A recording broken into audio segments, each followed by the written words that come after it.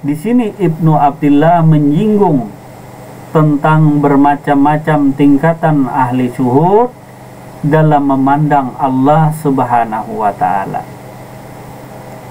Di antara mereka ada yang menyaksikan Sang Pencipta terlebih dahulu sebelum menyaksikan ciptaannya.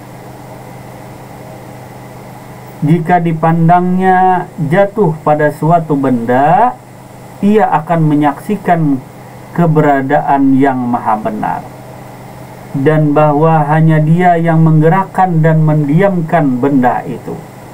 Itu terjadi sebelum di benaknya terbesit apakah benda itu manusia, ataukah domba, ataukah tinggi, ataukah pendek, apakah halus, apakah besar, dan lain sebagainya. Ada juga yang menyaksikan Tuhan setelah tahu bahwa benda yang dia saksikan itu adalah binatang. Ada yang menyaksikan Tuhan tepat saat ia menyaksikan sebuah benda. Ada pula yang menyaksikan Tuhan pada benda itu. Ingat, Tuhan tadi adalah Sang Pencipta. Nah, Tuhan adalah Sang Pencipta. Tuhan adalah pangkat daripada zat. Sedangkan wujud adalah kenyataan daripada Allah. Wujud kenyataan Allah atau kenyataan daripada ilahi tadi. Nah, diulangi. Tuhan adalah pangkat suatu zat. Sedangkan Allah adalah nama daripada zat. Sedangkan wujud itu adalah adanya Allah. Wujud adanya Allah Subhanahu wa ta'ala. Wujud tadi adanya Allah. Adanya tadi itulah tajalli, itulah kenyataan daripada Allah Subhanahu wa ta'ala. Nah, jadi wujud itu nyatanya adanya. Nah, bila ada tadi, nah, contoh benda yang ada tadi. Jika benda tadi tidak Anda lihat, tentu Anda nyatakan gaib. Benda tadi ada sebenarnya, tetapi Anda tidak melihat, maka Anda nyatakan gaib. Bukan berarti yang gaib tadi tidak ada. Contoh misal, di dalam sebuah sekolah, seorang guru tiap pagi, pertemuan pertama kali tentu mengabsen daripada murid-muridnya. Lalu dia panggil Pak Hari, manakah yang namanya Edi, Pak Haji Sulaiman, dan lain sebagainya tadi. Lalu pada masa itu Bang Edi tadi tidak ada. Padahal Bang Edi tadi ada. Tetapi saat itu Bang Edi ini tidak hadir waktu itu. Tidak hadir di kelas tadi. Bukan berarti orang yang tidak hadir itu tidak ada orangnya. Yang maksudnya gaib itu di sini adalah ketika dirinya tidak tampak, padahal dirinya ada. Bukan berarti yang tidak nampak, yang absen, yang alpa, yang tidak hadir itu tidak ada. Ini yang disebut gaib. Kebetulan engkau tak melihatnya waktu itu.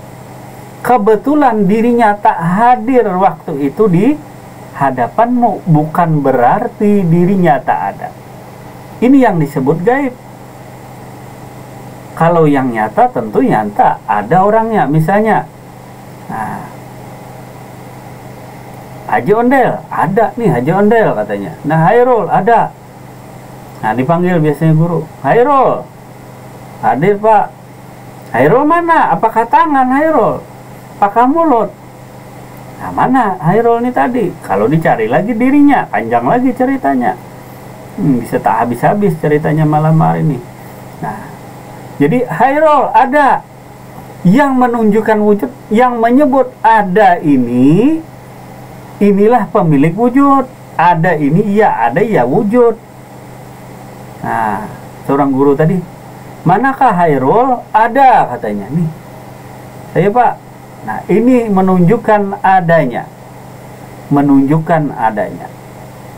Bukan nunjuk di atas, cuma ini memberi kode nih. Ini bahwa ini hadir, ini tajalli, ini nyata. Kalau yang gaib tadi, di mana? Tak hadir Pak. Tak ada. Itu disebut gaib.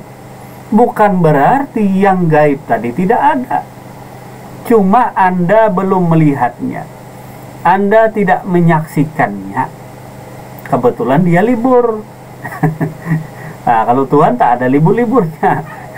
Ini hanya contoh dan misal. Nah, supaya kita memberi paham kepada diri kita. Yang tajalli, yang maujud, ataupun Allah yang gaib. Lalu kita beri misal, beri contoh tadi kepada diri kita. Jadi contoh misalnya yang gaib ya tidak ada masa itu. Kita tadi belum bisa melihat, belum bisa menyaksikan. Artinya ihsan tidak terpenuhi kepada diri tadi. Iman ihsan itu tidak terpenuhi, yaitu di mana kita menyaksikan atau melihat akan Allah Subhanahu wa Ta'ala. Caranya sudah tadi lah, 4 cara tadi untuk melihat Allah. Nah, di awal melihat sesuatu, di akhir melihat sesuatu, di dalamnya, di luarnya, melihat bendanya, maka Anda syuhud, Anda saksikan. Dalam musyahadah tadi yang ada tuh hanya Allah. Keempat-empatnya cara semuanya benar, semuanya tepat. Yang tidak tepat itu, yang tidak bisa melihat Allah tadi, karena tidak bisa mensyuhud tadi. Nah, inilah istilahnya pahaman tadi. Ada wahdatul wujud, ada wahdatul syuhud. Ada wahdatul wujud, ada wahdatul syuhud. Kalau wahdatul syuhud dipandang dulu. Ini sikur ayam. Oh, ini sikur kambing. Lalu disuhudlah benda tadi. Disuhudlah benda tadi dengan bermusyahadah tadi, atau melihat insan manusia tadi. Ini si muslim, ini Pak Matahari, lalu disuhud. Nah, dipandang di dalamnya, di luarnya, sesudahnya, sebelumnya, pandang dirinya. Maka disinilah engkau dapat menyaksikan, melihat akan Allah Subhanahu wa Ta'ala. Ini pandangan wahdatul syuhud, artinya disuhud dulu kepada makhluk, kepada alam. Kalau pandangan wahdatul wujud, nah cari sendiri. Kalau pandangan wahdatul wujud cari sendiri. Nah, bisa kata dipahami. Kalau wahdatul syuhud tadi menyuhud dulu, nah pandang makhluk, nah pada diri kan tadi, nah, supaya tahu sadar diri tadi syuhud. Nah, kepada alam sama. Nah, kalau wahdatul wujud, nah tak ada yang disuhud-suhud lagi kalau wahdatul wujud. Nah, kedua-duanya pun adalah menyaksikan akan Allah Subhanahu wa Ta'ala. Nah, cuma tingkatan kita jangan pengen cepat, laksana naik bis pengen cepat. Nah, tak tahu risiko yang dialami, cepat nanti mabuk. Nah, mabuk, jadi bertahaplah dulu tadi. Nah, bertahaplah. Bukannya wahdatul wujud tadi salah, tidak. Sama dia mensuhud kepada Allah, sama dia menyaksikan akan Allah Subhanahu wa Ta'ala. Kalau kita tahu prosesnya yang terjadi demikian, maka kita tidak sembarangan memvonis orang adalah salah, paham ini salah. Artinya kita teliti dulu, kita dalami dulu di mana duduk perkaranya, di mana permasalahannya. Kalau menyaksikan atau melihat akan Allah Subhanahu wa ta'ala.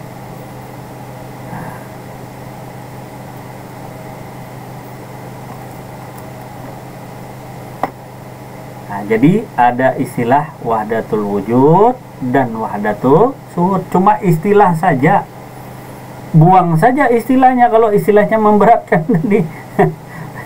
Istilahnya dihapuskan, wahdatul wujud tak ada, wahdatul suhud tak ada. Yang Anda saksikan adalah Allah Subhanahu wa ta'ala. Yang jadi titik persoalan adalah engkau ini sudahkah melihat Allah Subhanahu wa ta'ala?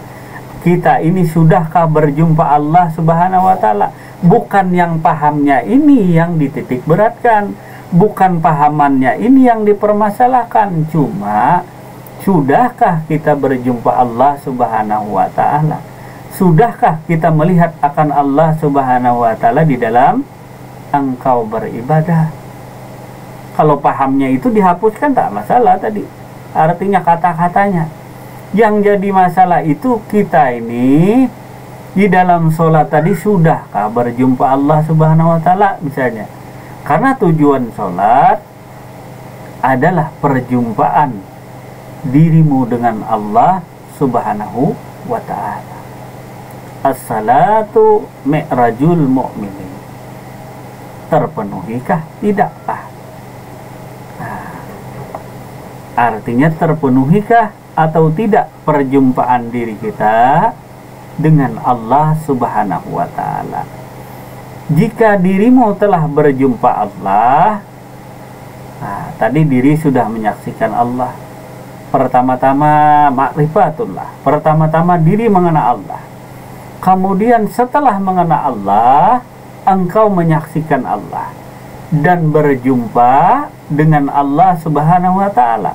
Setelah tahapan yang ketiga, engkau berjumpa dengan Allah Subhanahu wa ta'ala, selanjutnya adalah urusanmu. Seorang guru tadi hanya memberikan jalan, hanya memberikan itibar dan isyarat. Laksana memberi sebuah peta, yang menjalani adalah dirimu. Yang bisa berjumpa Allah secara langsung adalah dirimu sendiri. Masih ingat peristiwa yang terjadi kepada baginda Nabi Muhammad Rasulullah Sallallahu Alaihi Wasallam yang mengajarkan ilmu ketuhanan adalah Sayyidina Jibril, yang diperintahkan Allah, yang dibahyukan Allah.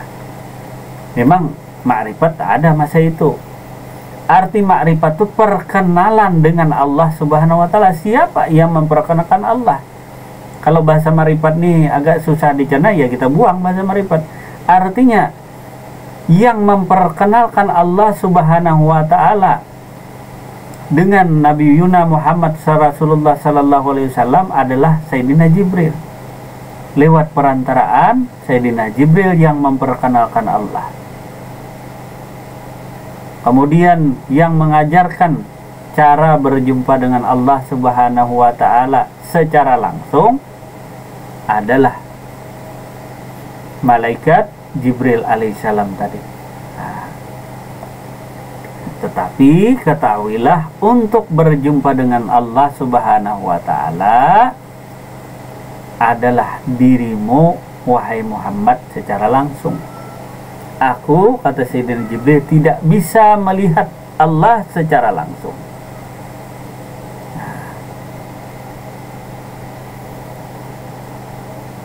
Jadi Muhammad ini apa? Nah, lalu kembali kepada pengajian kita. Kenal dirimu, niscaya engkau mengenal Tuhanmu.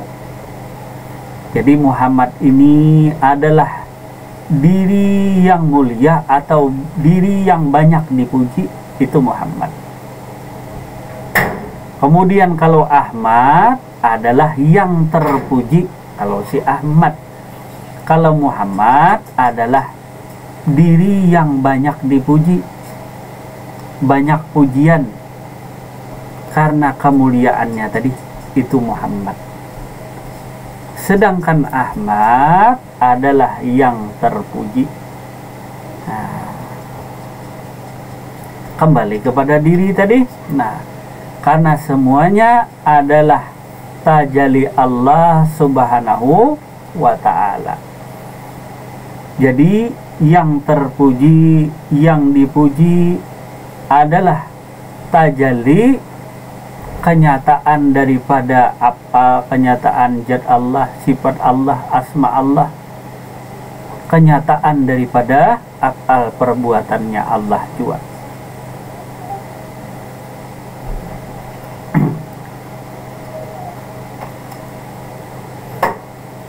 Kemudian dilanjutkan di sini Ibnu Athaillah menyinggung tentang bermacam-macam tingkatan ahli syuhud dalam memandang Allah. Nah, mungkin ini sudah tadi. Ada juga yang menyaksikan Tuhan setelah tahu bahwa benda yang dia saksikan itu adalah binatang. Ada yang menyaksikan Tuhan tepat di saat ia menyaksikan sebuah benda. Ada pula yang menyaksikan Tuhan pada benda itu.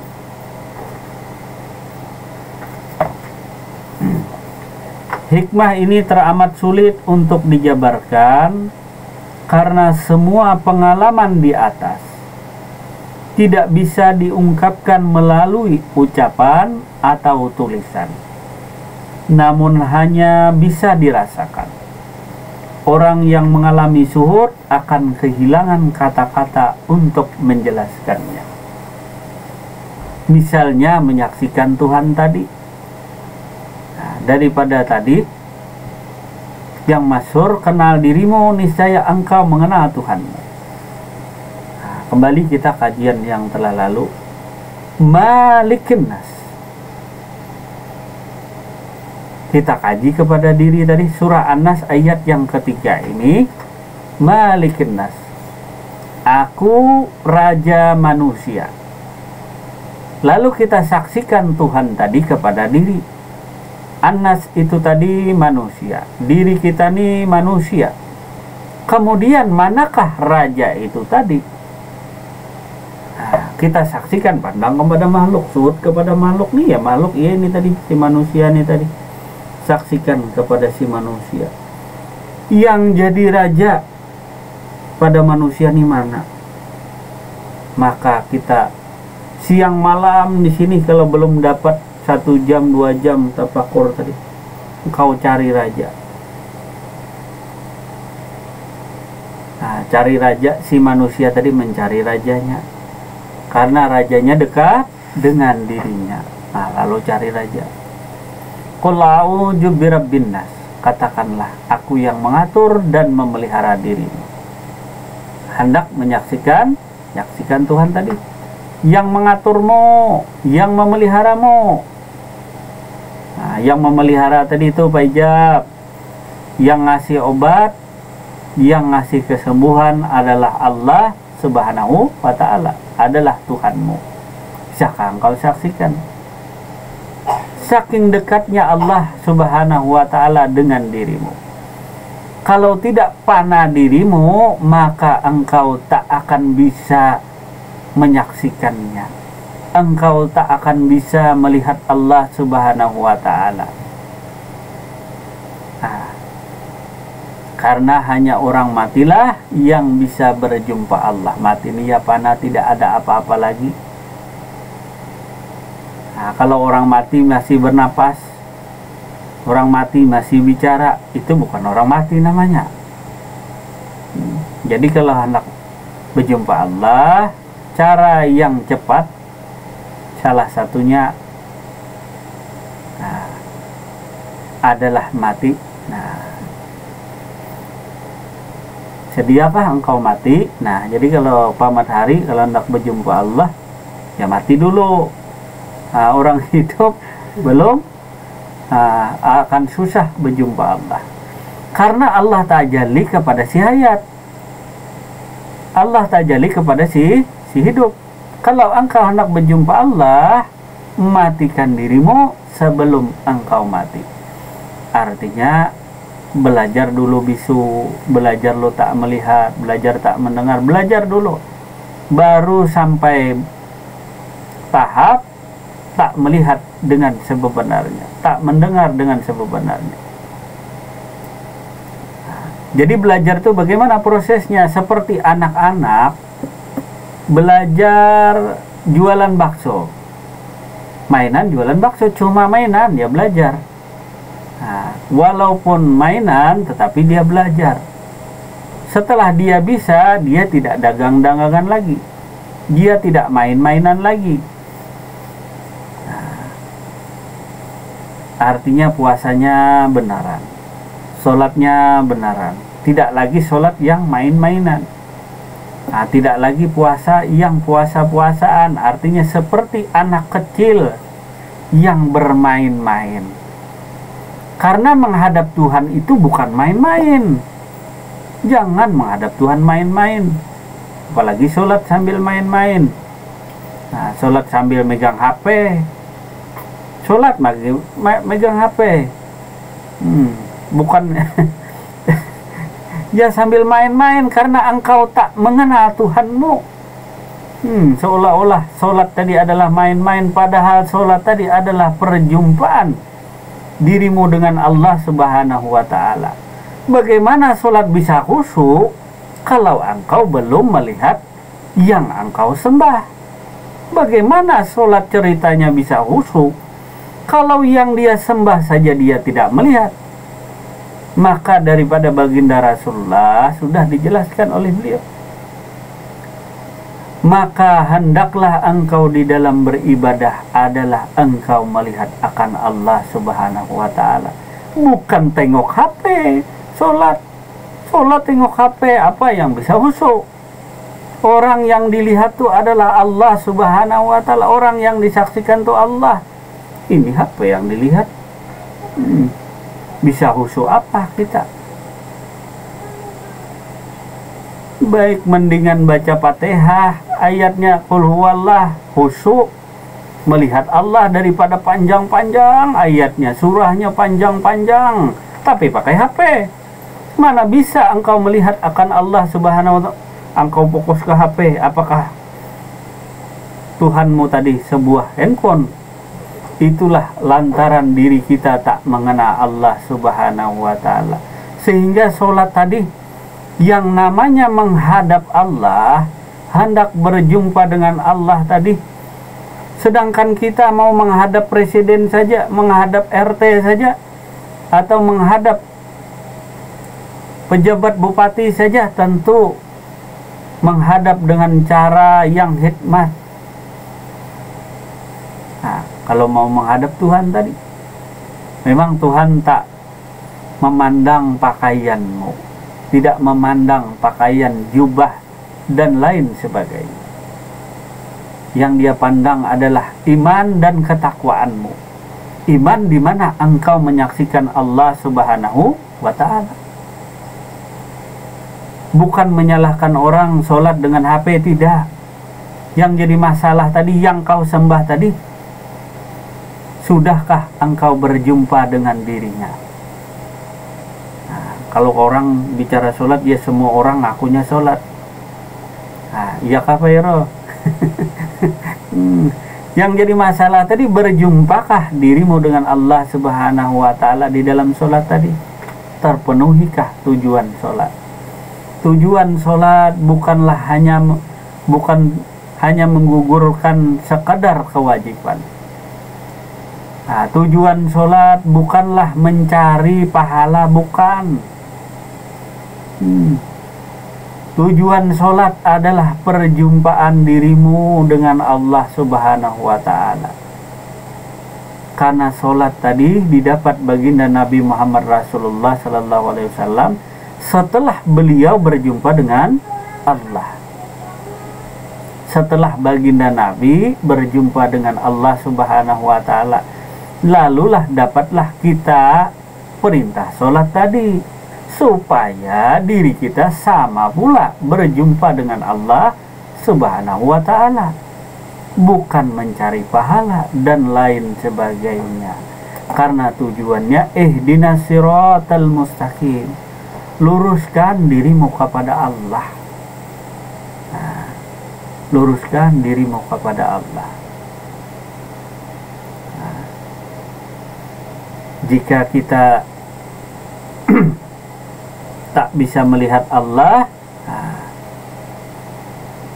lalu Allah lah yang melihat kita, kan begitu tadi ya kan Bang Ero? Itu orang pesimis. Kalau orang optimis, orang lain bisa, kenapa engkau tidak bisa? Nah, orang yang pesimis tadi, orang jadi wali, engkau sering berziarah ke makam wali tadi. Nah, sering ziarah ke makam wali-wali Allah tadi, tetapi ilmu wali tak pernah engkau pelajari, tak pernah engkau amalkan. Bila ada, oh ini ilmu yang susah, hanya para wali-wali saja yang bisa. Hanya para wali-wali saja yang bisa mengamalkannya. Sampai kapan orang pesimis tadi? Artinya sifat Islam tadi adalah orang yang berjiwa membangun, optimis, maju, bukannya sifat mundur tadi. Nah, jadi kemana-mana malam ini. Ya kan Pak Jondel? Nah, kemana-mana ceritanya tadi. Nah, ini banyak nih. Nah, betulan malam ini para arif sepakat bahwa segala sesuatu selain Allah adalah tidak ada. Ini daripada Al-Hikam. Nah, supaya tidak salah baca. Sarah daripada Syekh Abdullah Asy-Syakawi Al-Khalwati. Ini halaman 30. Para arif sepakat bahwa segala sesuatu selain Allah tidak ada. Berarti yang ada hanyalah Allah. Artinya segala sesuatu atau dunia ini yang kita sebut panah. Dunia ini adalah panah katanya, tapi tak ngerti apa itu panah. Nah, artinya dunia itu termasuk dirimu, diriku, dan diri yang lainnya tadi, atau yang disebut alam semesta selain daripada Allah itu tidak ada. Yang ada tuh hanyalah wujud, yaitu Allah jua. Segala sesuatu selain Allah dianggap tidak berwujud dibanding dengan wujudnya. Seorang arif berkata, para muhakkik, yaitu peraih makam ma'rifat, menolak untuk memandang selain Allah karena mereka telah berhasil menyaksikan kuasa dan keabdian Allah dalam mengatur dan meliputi segala sesuatu.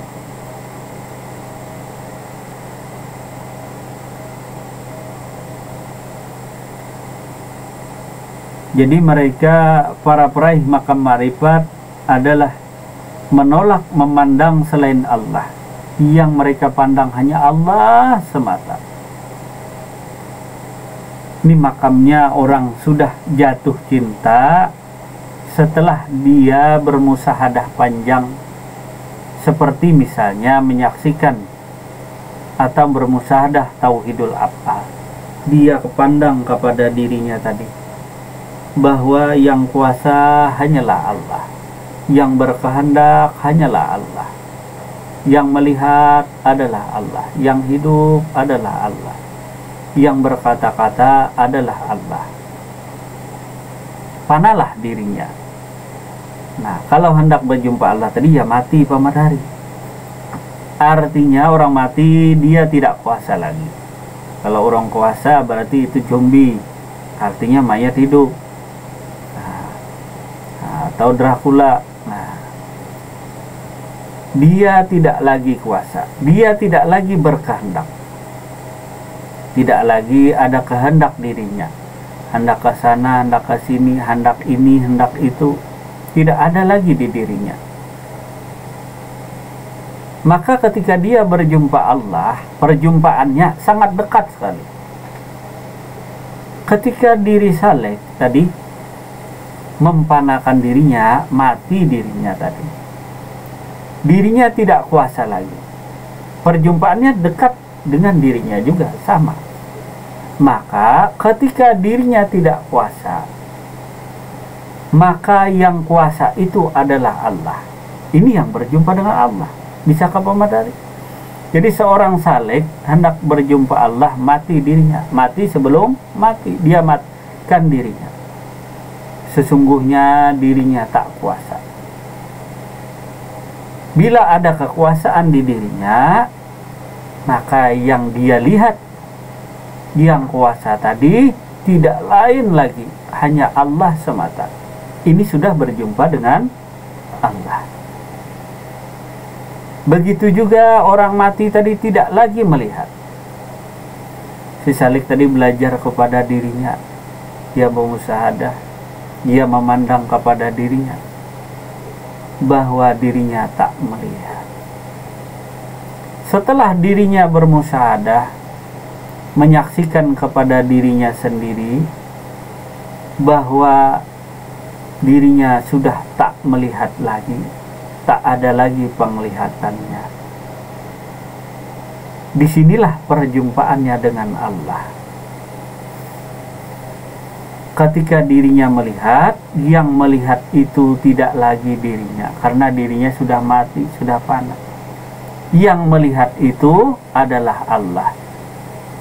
Nah, ini hanya itibar dan isyarat. Yang merasakan itulah yang tahu. Yang merasakan mati tadi, mati sebelum mati tadi, yang merasakanlah yang tahu rasanya berjumpa dengan Allah. Bukan sekedar kita ini hanya di pembicaraan atau di pikiran. Tetapi kalau hendak berhasil jamu tadi, maka Anda minum pil tadi Anda telan. Ini akan berasa ke seluruh batang tubuh. Jika hanya dilihat, jika hanya didengar, ini tidak akan memberi efek apa-apa tadi. Begitu juga hendak melihat wujud Allah, bahwa dinyatakannya lah diri sang salik ini sebagai anak cucu Adam tadi yang penuh ketiadaan. Sesungguhnya Adam ini tiada. Sesungguhnya diri ini tiada. Yang ada tadi adalah wujud adanya Allah saja. Nah, diri mati dikubur. Apa yang dikubur? Pertama nama. Nama cuma tinggal di nisan. Nah, tinggal nama. Nah, di nisan tadi. Batang tubuhnya hilang. Nah, batang tubuhnya hilang. Perbuatannya hilang. Zat dirinya tadi hilang. Sifat melihat, mendengar, berkata-kata, dan sifat hayat atau hidup tak nampak lagi di dirinya. Mati namanya, dikubur. Dikubur tadi dalam hati, dalam perasaan. Kubur, nah, karena sesuatu yang tanpa dikubur kan kemarin tumbuhnya tak bagus. Ya kapan masih berapa hari yang lalu. Maka kalau hendak bagus maka kuburlah tadi, dikubur. Nah, kacang tak dikubur nanti dimakan monyet, dimakan binatang dan lain sebagainya, diganggu hama. Maka dikuburlah. Sesuatu benda yang berharga tadi dikubur, ditanam. Jangan ditaruh di luar. Kalau permata engkau taruh di luar diambil orang. Nah,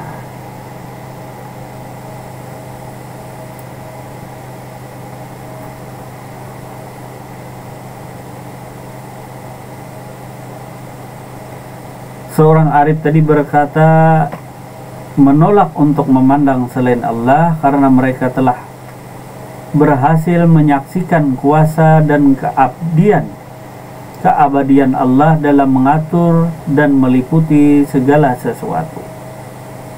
Yang mengatur tadi kepada diri, yang meliputi tadi kepada segala sesuatu termasuk diri. Karena diri tadi Malikin nas. Kalau boleh kita beri contoh, misal diri ini kerajaan kecil Diri ini kerajaan. Yang jadi raja pada diri ini adalah Allah, bukan meletak di hati, bukan di pikiran, tidak. Yang jadi raja itu maksudnya yang mengatur, yang memerintah, yang mengelola, memelihara daripada diri ini adalah Allah Subhanahu wa ta'ala. Nah, itu yang nyuruh tidur Pak Edi, itu raja. Nah, tanda-tandanya apa? Yang ngantuk.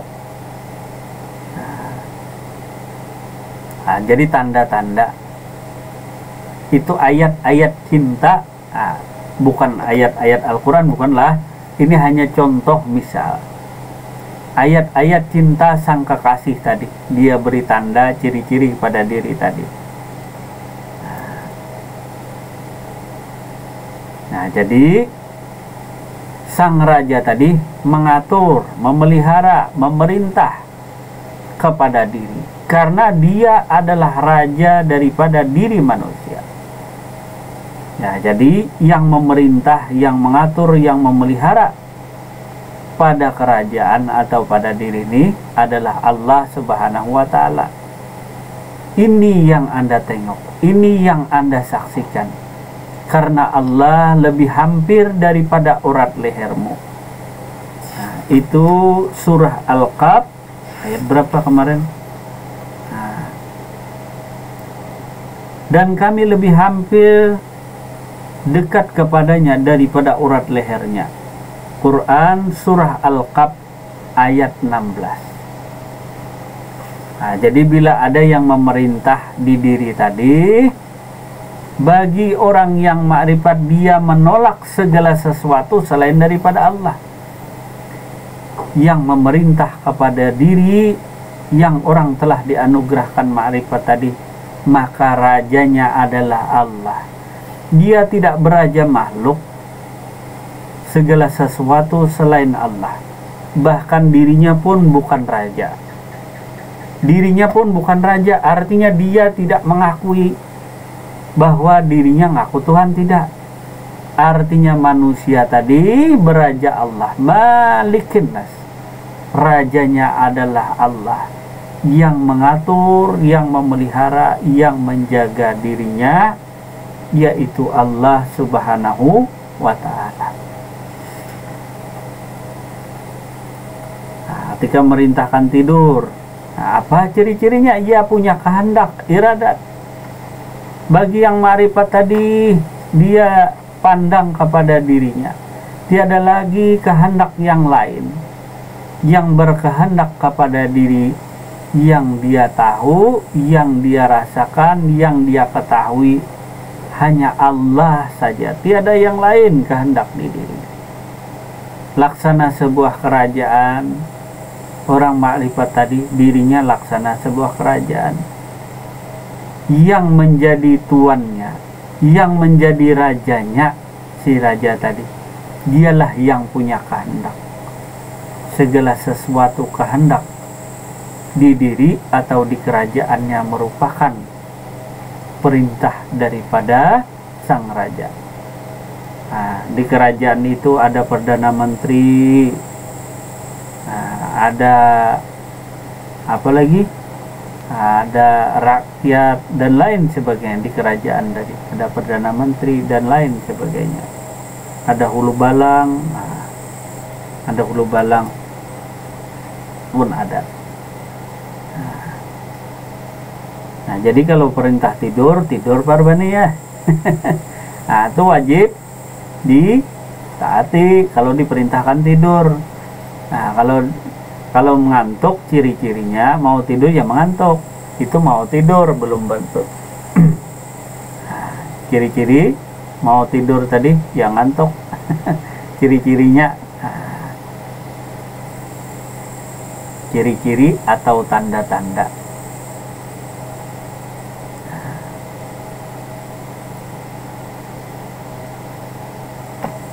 Nah, jadi ayat itu tanda-tanda atau petunjuk kepada diri.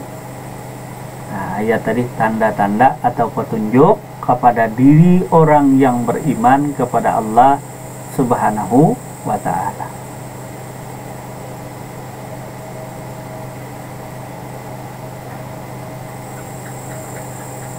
Semua selain Allah dianggap tidak ada.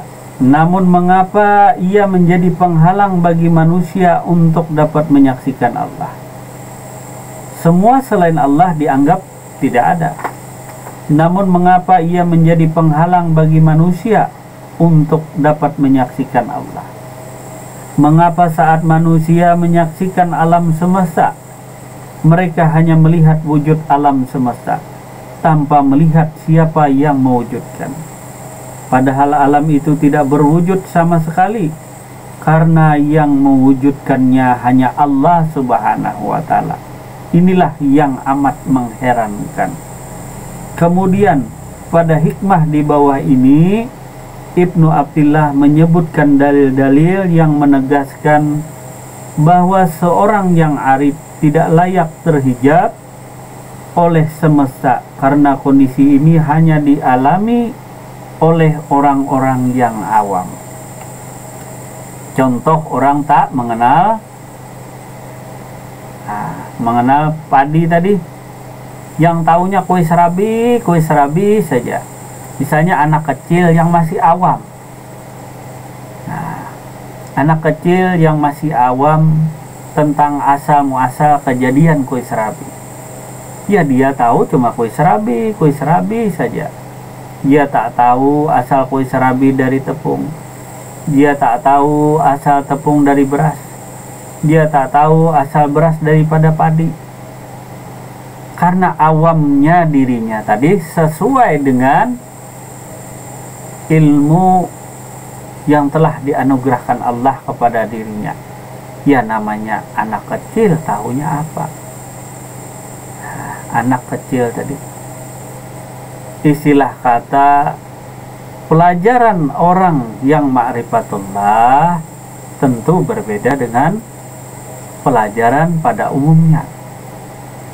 Orang yang di sekolah di perguruan tinggi, di perkuliahan, tentu berbeda ilmu dan tingkat pengajarannya dengan strata anak sekolah dasar atau anak SMA. Jelas pola pengajaran, ilmu yang diajarkan pun tingkatannya adalah berbeda.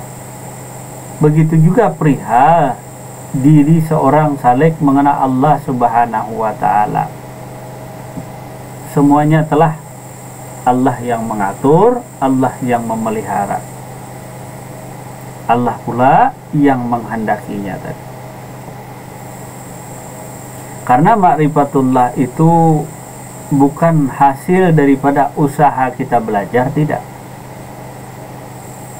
Artinya ma'rifatullah ini mutlak daripada Allah Subhanahu wa Ta'ala.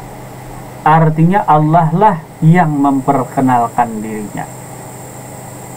Allah lah yang memperkenalkan dirinya, bukan lewat kita belajar dan lain sebagainya. Tetapi kalau tidak belajar, sama diri kita makan mati, tidak makan pun mati. Nah, ya kan adik, makan mati juga kata Nadi, tidak makan pun mati juga. Nah, artinya makan mati, tidak makan mati, lalu pilih mana? Nah, lalu dibiarkanlah diri kelaparan tadi sehingga diri mati. Nah, mendingan makan dulu walaupun mati. Artinya orang matilah yang bisa berjumpa Allah. Jadi mati dulu sebelum mati. Jadi berjumpa Allah dulu di dunia ini. Nah, kalau di dunia engkau tidak berjumpa, dalam kubur wallahu alam. Artinya di dunia saja engkau tak berjumpa. Di alam yang terang benderang ini saja engkau tak berjumpa. Di alam yang terang benderang ini saja engkau belum menyaksikannya, belum berjumpa dengan dirinya. Apalagi di dalam lubang kubur yang sempit, yang gelap tadi. Kepada siapa lagi engkau bertanya? Nah, karena peribahasanya malu bertanya, sesat di jalan. Bukan nyuruh bertanya terus. Kalau bertanya terus katanya malu apa? Bodohnya ketahuan. Ya apa matahari? Bagaimana bisa Tuhan terhalang sesuatu padahal Dia yang menampakkan segala sesuatu. Jadi Allah ini adalah tukang tampakkan segala sesuatu. Jadi bagaimana bisa Tuhan terhalang sesuatu kalau padahal Dia adalah menampakkan segala sesuatu. Bagaimana mungkin Tuhan terhalang sesuatu padahal Dia tampak bersama segala sesuatu. Bagaimana mungkin Tuhan terhalang sesuatu padahal Dia tampak pada segala sesuatu. Bagaimana bisa Tuhan terhalang sesuatu padahal Dia tampak untuk segala sesuatu. Bagaimana mungkin Tuhan terhalang sesuatu padahal Dia tampak sebelum keberadaan segala sesuatu. Karena belum ada apa-apa, belum ada siapa-siapa, hanya Tuhan dengan sendirinya. Tuhan yang maha ada, Tuhan yang maha wujud. Bagaimana mungkin Tuhan terhalang sesuatu padahal Dia tampak sebelum keberadaan segala sesuatu. Dan bagaimana mungkin Tuhan terhalang sesuatu padahal Dia lebih. Bagaimana Tuhan terhalang sesuatu padahal Dia esa tanpa ada yang bersamanya. Bagaimana mungkin Tuhan terhalang sesuatu padahal Dia lebih dekat kepadamu daripada segala sesuatu. Tepung dekatlah lawan lawan beras dirinya. Dekatlah. Iya, sebentar lagi ya. Sangat dekat. Kan gak bisa di sekat tidak. Bisakah tepung lagi melihat beras? Gak bisa lagi bah, karena dekat mata. Nah, karena dekat bah. Nah, dekat sekali. Jadi tak mungkin lagi bisa si tepung melihat si beras. Yang ada dirinya tepung semuanya. Dari ujung rambut sampai ujung kuku tepung saja. Nah, tak mungkin lagi kan. Nah, tepung ya tepung, beras ya beras. Bukan bersatu. Antara beras dan tepung tidak bersatu. Atau tidak istijat, tidak hulul, tidak bersatu. Nah, tetapi sadarilah, ketahuilah akan dirimu, kenalilah dirimu, niscaya mengenal Tuhanmu. Nah, tepung ya tepung, beras ya beras.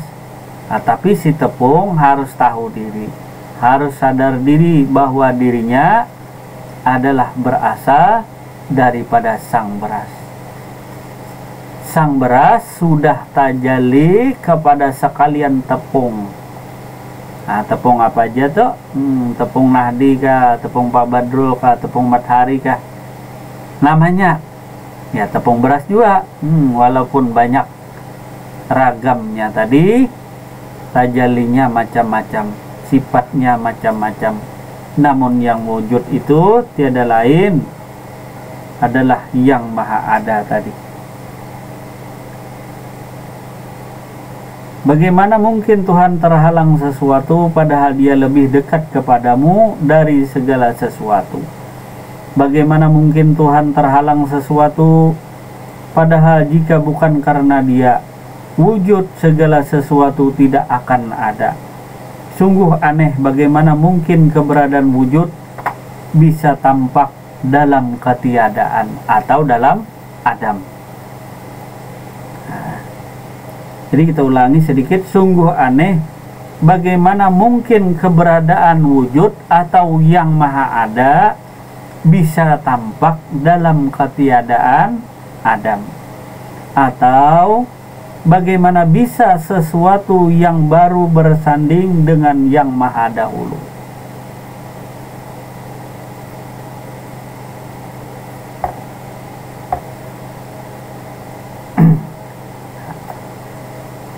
Nah, mungkin malam hari ini terlalu panjang nih. Kalau dilanjut mungkin agak lama. Masalah tentang wujud nih banyak lagi, terangannya banyak. Banyak tentang wujud Allah itu jelas, tidak terhalang oleh segala sesuatu. Ya kalau dibaca mungkin 15 menit selesai kalau kita baca. Nah, jadi wal awalu wal akhiru wal jahiru wal batinu. Jadi wujud Allah itu yang awal, yang akhir, yang jahir, yang batin. Dialah yang awal, dialah yang akhir, dialah yang jahir, dialah yang batin. Nah, mungkin kita batasi sampai ini. Nah, kalau wujud Allah bagi orang yang ma'rifat tadi, dia pandang, dia suhud, wal awalu wal akhiru wal jahiru wal batinu. Yang awal, yang akhir, yang jahir, yang batin. Kalau contoh misal diperbolehkan, contoh misal cuma kita bercerita cerita tepung tadi, tepung cerita kue serabi agar mudah paham saja. Yang awal dialah padi, yang akhir dialah serabi, yang jahir dialah yang nampak, yang batin itu ialah diri yang batin. Nah, jadi serabi tadi ada jahir, nah nampak serabi, ini mandang serabi. Yang jahir, yang nampak lahir tadi. Yang batin seperti apa? Coba engkau tidur malam hari ini yang ngantuk-ngantuk, bawa istirahat tidur, jangan begadang lagi karena sudah ngantuk tuh, bawa istirahat. Nah, melihatlah diri batin tadi, diri rohani. Nah, jadi ketika Anda tidur, Anda sudah ngantuk tadi, cuma syaratnya bila bilang dengan anak istri mau ke kamar atau ada tamu, aku mau tidur. Jangan bilang demikian. Siapa tahu Anda masuk ke kamar, Anda berbaring, tidak langsung tidur. Artinya membohongi diri tadi. Nah, maka insya Allah itu penting. Masih ingat kata insya Allah? Artinya kalau mau ke kamar tadi, bilang saja aku mau istirahat. Jangan bilang mau tidur. Siapa tahu jam 12 nanti baru bisa tidur. Nah, karena kecapean terus ke kebun nih. Nah, berapa hari ke kebun terus. Kalau bilang ke kamar mau tidur padahal matanya ya susah tidurnya karena kecapean ya kepejap. Nah, pejap lagi sakit, semoga lekas sembuh. Jadi kalau ke kamar ada tamu jangan bilang mau tidur, ya mau istirahat, mau berbaring.